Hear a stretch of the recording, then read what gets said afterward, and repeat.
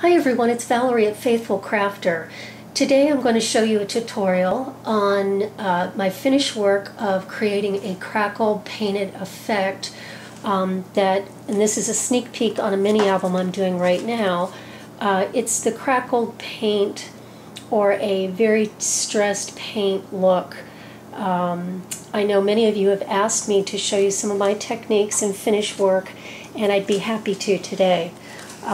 This is the front of the album that I'm working on right now. The background has a very distressed dark finish in the background with a white finish on top, on the front of the piece and on the back as well. It all matches. So I'm going to show you two techniques today, one to show you how to do heavy crackle and then a light crack finish. And this is using your home-based products. I just use a tacky glue. You can use Elmer's as well, just a white glue, and then I use any of the the acrylic paint pieces. This is a dark chocolate brown folk art piece. This is folk art wicker white. So I'm going to show you the techniques on that today. So let's get started. For the base part of the aged look, I would highly recommend a contrasting paint color, black, brown, anything that has a nice contrast to your finished top coat, because it will come through. What I'm going to do is go ahead and get started and show you basically just getting the paint on there. Now these are sample cards. I suggest if you haven't done this type of work before, go ahead and make you up some sample cards. It works out really well this way that you can then refer back on your pieces to how you achieve that effect. I keep cards and templates on all the pieces of work that I've done because, in all honesty, I can't remember all the different ways that I can create different techniques and looks on pieces. When I'm doing a cover, like the piece I did here, I don't finish all, I just do the edges because I know I'm covering it. So again, you don't have to do the whole cover with that crackled effect. I just do a good, about 1.5 inches, 2 inches in all the way around my cardstock or my chipboard, because it's just a waste of time and supplies otherwise. So this is going to be my heavy piece that I'm going to show you, and then I'm also going to set up a piece for accomplishing a smaller, very light, more worn and less cracked look. The other thing I suggest again is try your own sample boards to achieve an effect, because I've tried out different ways and some of it I didn't like. I didn't like the way it came out. So you have to be fairly, put a generous amount of paint on your board to get the effect. You don't want to skimp here. You want a nice, generous, thick amount of paint. So now we're going to let that dry, and we're going to come back then, and once that's dry, we're going to come back and put our glue on and then our cover coat. So we'll come back in just a minute. Okay, now that the base coat in the dark contrasting color has dried, now I'm going to apply the white all-purpose glue. To get the heavy cracks, I usually do this in a heavier glue, just painting it on just like that. I think the heavier you do it without getting over globby, the bigger the cracks will be. So what I do is I end up covering all the brown paint with a nice coat of the all-purpose glue. Here I don't think the brush marks matter. Now on this sample piece where we're going to do the light, get that nice really fine crack, more like a spider's web, you're going to want to do this really light, very light, as thin as you can get it. The brush strokes will matter because your paint's going to go right on top of this, and then as it dries, you're actually going to see the brush marks.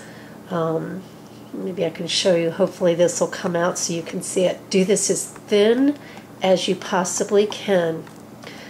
So now that we've got that, what we're going to do now, while the glue is still wet, we're going to apply your contrast. In this case, I'm doing white, white paint on top of the brown. It could be any color. Now for the larger crack, again, this is the heavier. I'm just going to paint it on while the glue is still wet. I'm going to paint this on, not too thick, but thick enough. Keep putting that on. Not too thick, but just enough to cover the glue. And your brush marks here won't show up as much. Let's see, I got that nicely coated. Now again, that was for the heavy crack. For the fine crack, this is a little trickier. This is why you're going to want to practice. You're going to want to get this really as thin as you possibly can. Now again, your brush strokes are going to show up. Keep this as thin as you can get it. Nice and thin, because it'll just peek out through little teeny tiny cracks. So get it as thin as you can, just like that. Nice and thin. Okay, we're going to come back in a minute after that dries, and hopefully you'll be able to see the difference between the two types of light or heavy application of the glue and wet paint on top. Again, do cut sample boards before you do your projects. For example, on this piece, I would do a sample board like this, and I keep my sample boards and make notes on them because I forever am doing things like this and cannot remember.